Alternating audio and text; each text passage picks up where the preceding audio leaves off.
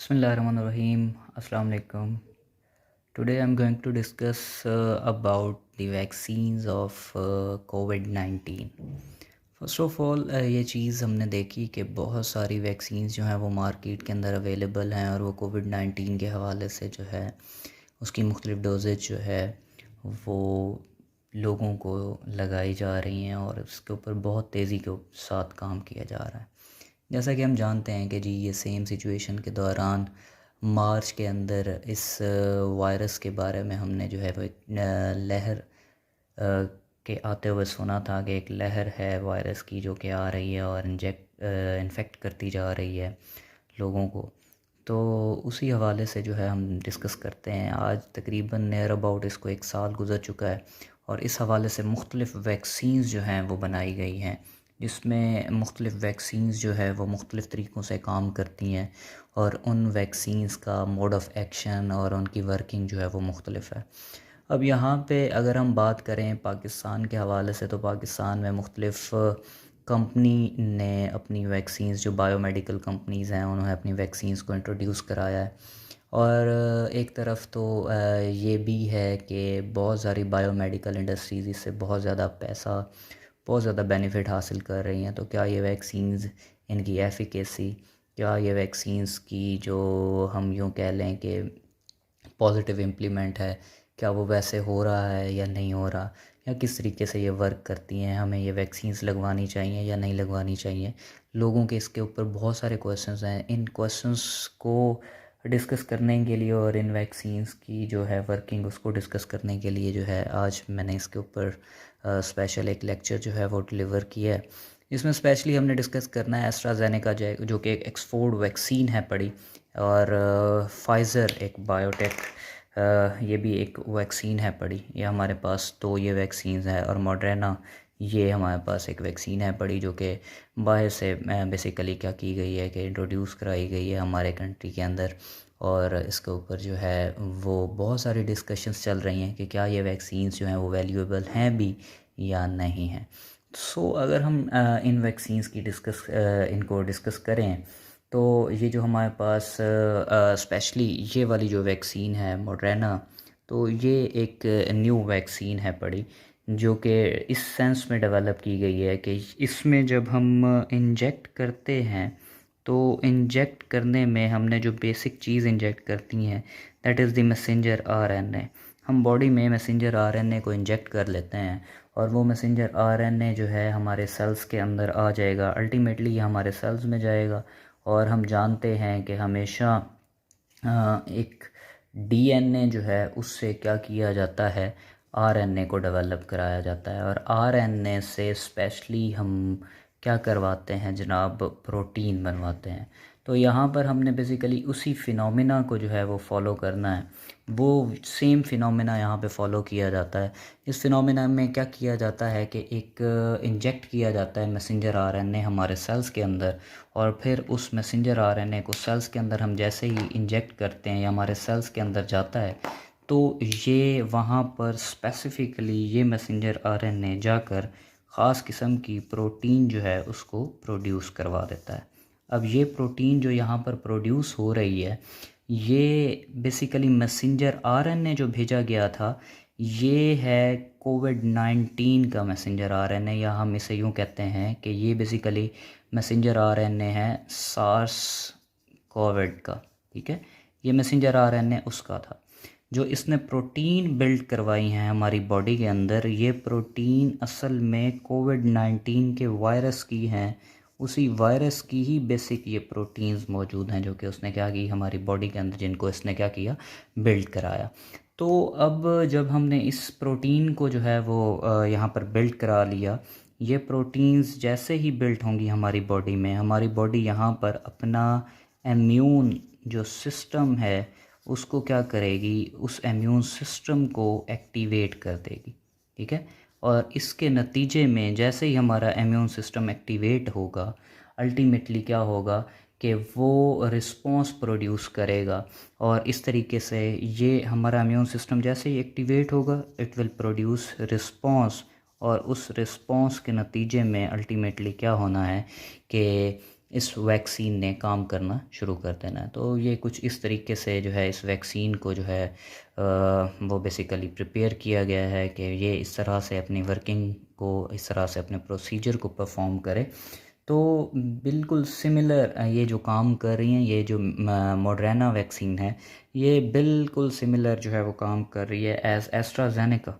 जो एस्ट्राजेनेका आई थी, एस्ट्राजेनेका के अकॉर्डिंग बिल्कुल ये वैसे ही है, ये बिल्कुल वैसे ही अपने काम को परफॉर्म दे रही है ये वाली जो वैक्सीन है। तो सिर्फ़ और सिर्फ फ़र्क इतना है कि जो एस्ट्राजेनेका वैक्सीन है वहाँ पर इसके अंदर बेसिकली डायरेक्टली जो है हम डीएनए को यूटिलाइज़ करते हैं, उस डीएनए को जो है वो सेल्स के अंदर इंजेक्ट करते हैं और हमारे सेल्स फिर वहाँ पर उसके लिए रिस्पॉन्स शो करते हैं। जो यहाँ पर यूनिक चीज़ हमें देखने को मिल रही है वो ये है कि जो मॉडर्ना वैक्सीन है, यहाँ पर हम मैसेंजर आरएनए जो है उसको यूटिलाइज़ कर रहे हैं और अल्टीमेटली उसके नतीजे में प्रोटीन्स को जो है वो बिल्टअप करा रहे हैं। तो एस्ट्राजेनेका में कुछ इस तरीके से जो है वो प्रोसीजर परफॉर्म हो रहा होता है। अगर हम इसकी जो है वो बात करें, एक स्केचिंग को देखें, तो ये कुछ इस तरह से है कि सबसे पहले सपोज़ ये कोई हमारा सेल है, ठीक है। उस सेल के अंदर सपोज़ ये हमारे सेल का न्यूक्लियस खड़ा हुआ है और हमने क्या किया, एक मैसेंजर आरएनए जो है उसको इंट्रोड्यूस करा दिया। Suppose that is the messenger RNA, ये हमने मैसेंजर आरएनए इसके अंदर इंट्रोड्यूस करा दिया, दैट इज़ मैसेंजर आरएनए। और ये किसका मैसेंजर आरएनए है, ये उस वायरस का मैसेंजर आरएनए है। और आपने इस वायरस के मैसेंजर आरएनए को बॉडी के अंदर क्या करना है, इंट्रोड्यूस कराना है। जैसे ही आप इसको इंट्रोड्यूस कराते हैं, अल्टीमेटली राइबोसोम्स आएंगे और राइबोसोम इसको आकर अटैच हो जाते हैं और उसकी अटैचमेंट के नतीजे में ये राइबोसोम्स वहाँ पर क्या बिल्ड करवा देंगे, ये वहाँ पर बिल्ड करवा देंगे जनाब प्रोटीन को।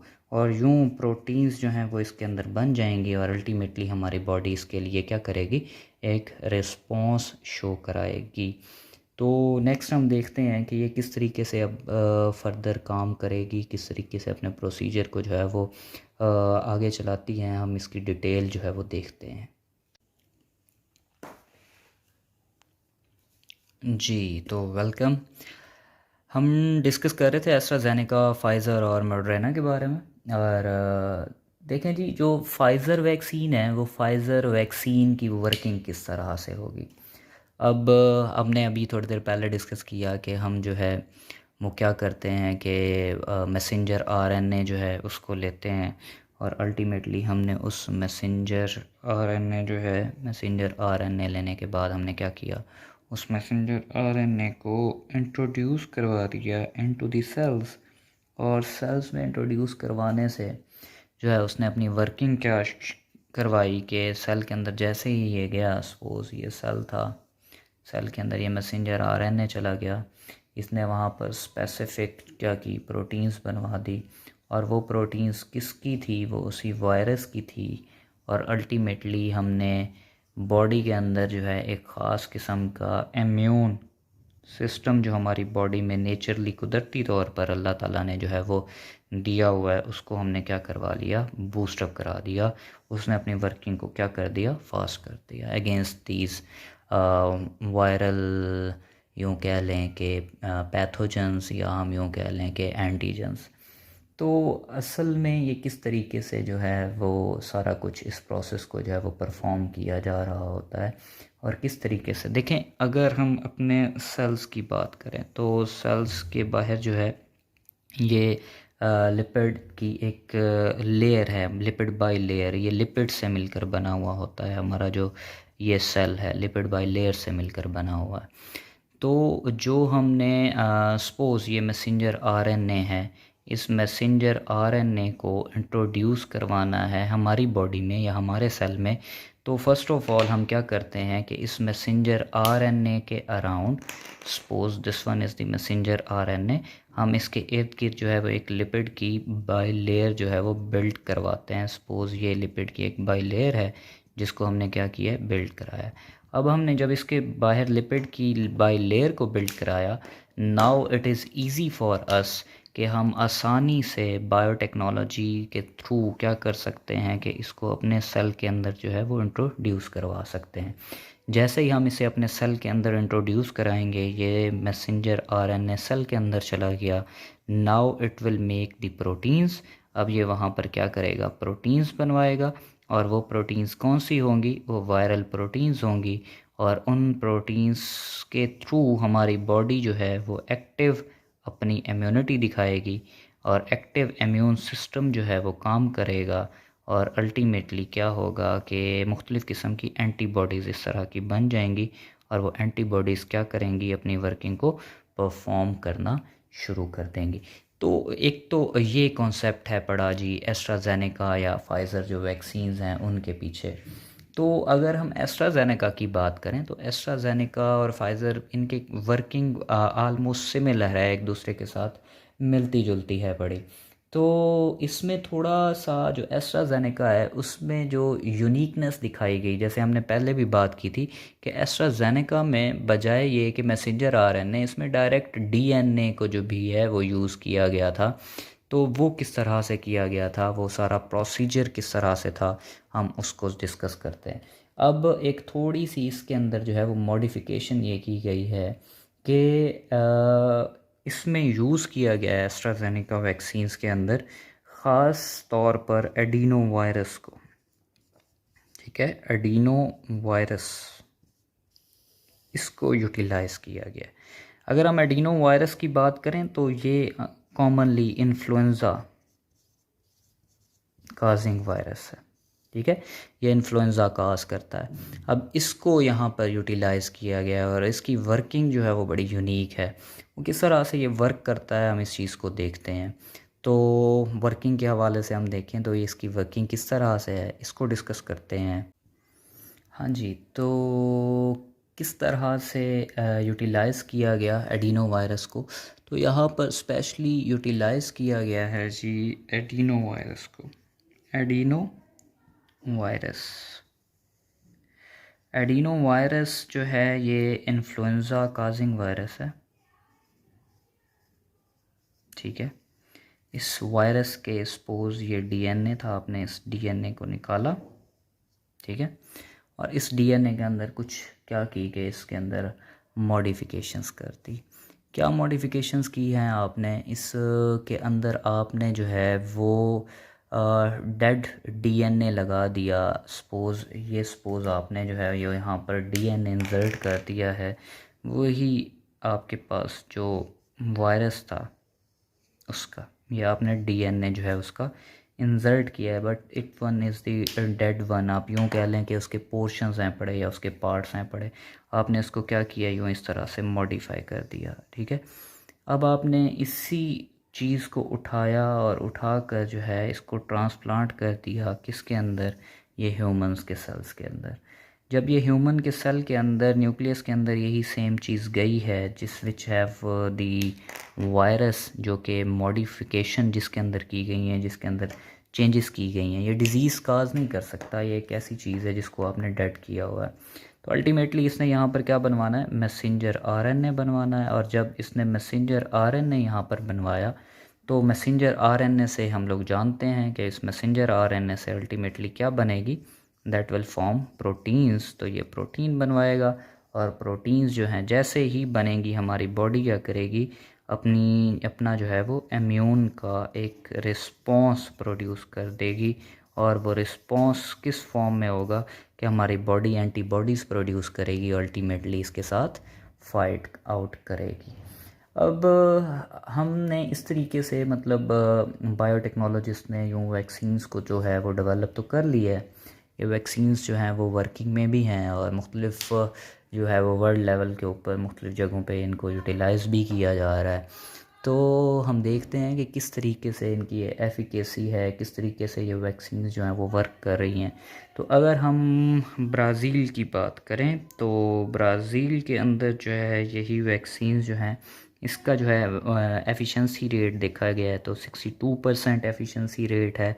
अगर हम यूके की बात करें तो वहाँ पर इसका जो एफिशिएंसी रेट देखा गया है तो वो 90% एफिशिएंसी रेट है। यूएसए की बात करें तो वहाँ पर इस वैक्सीन को जो है वो इसकी वर्किंग को कुछ टाइम के लिए पास कर दिया गया है, रोक दिया गया है।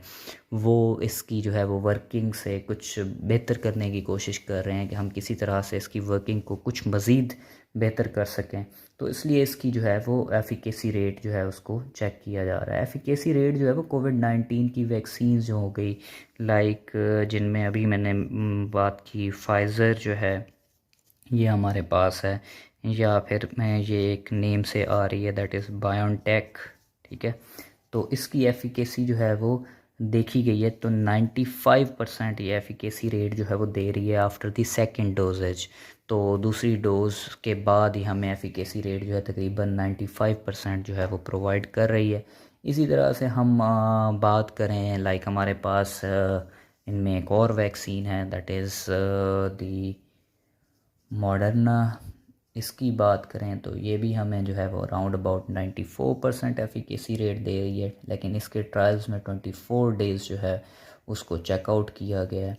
तो इसी तरह से मुख्तलिफ़ किस्म की जो है वो वैक्सीन्स हैं। जॉनसन वैक्सीन है पड़ी, इसी तरह से नोवा वैक्सीन है, एक्सफोर्ड एस्ट्राजेनेका है। लाइक ये मुख्तलिफ़ वैक्सीन्स जो है ना वो वेरियस जो बायोटेक्नोलॉजी कंपनीज़ हैं उन्होंने इंट्रोड्यूस कराई हैं। लाइक जॉनसन्स के नाम से वैक्सीन एक आ रही है, ठीक है। तो इसकी वर्किंग भी अराउंड अबाउट 66% जो है ये वर्क अपनी एफिकेसी जो है वो दिखा रही है। इसी तरह से नोवावैक्स एक वैक्सीन यहाँ पर आ रही है that is the Nova vaccine. तो इसकी भी एफिकेसी जो है अराउंड अबाउट हमें 89% जो है वह मिली है। तो देखें ये जो मुख्तलिफ़ वैक्सीन्स इंट्रोड्यूस की जा रही हैं, मुख्तलिफ़ वैक्सीन्स जो वो बनाई जा रही हैं, इनके ऊपर बहुत ज़्यादा मेहनत की गई है और स्पेशली इस चीज़ को जो है वो बहुत ज़्यादा मद्देनज़र रखा गया है कि क्या इसके कोई नेगेटिव इफ़ेक्ट्स तो नहीं हैं बॉडी के ऊपर। तो सबसे पहले इसके मुख्तलिफ़ ट्रायल्स जो है उनको परफॉर्म किया जाता है और उसके बाद ही इन वैक्सीन्स के बारे में जो है वो ट्रायल्स के बाद ही इस तरह का डाटा जो है प्रोवाइड किया जाता है।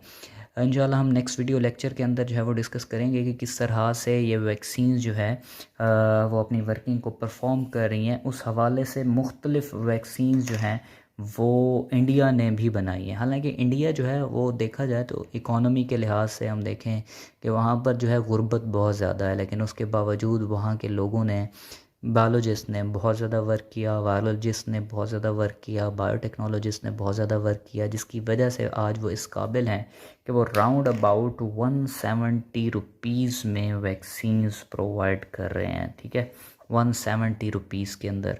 और हम नेक्स्ट आने वाले वीडियो के अंदर इंशाल्लाह डिस्कस करेंगे कि इंडिया में कौन सी वैक्सीन्स जो हैं वो इंट्रोड्यूस कराई गई हैं और उनकी वर्किंग जो है वो किस तरह से होती है। तब तक के लिए स्टे ट्यून्ड। अल्लाह हाफ़िज़।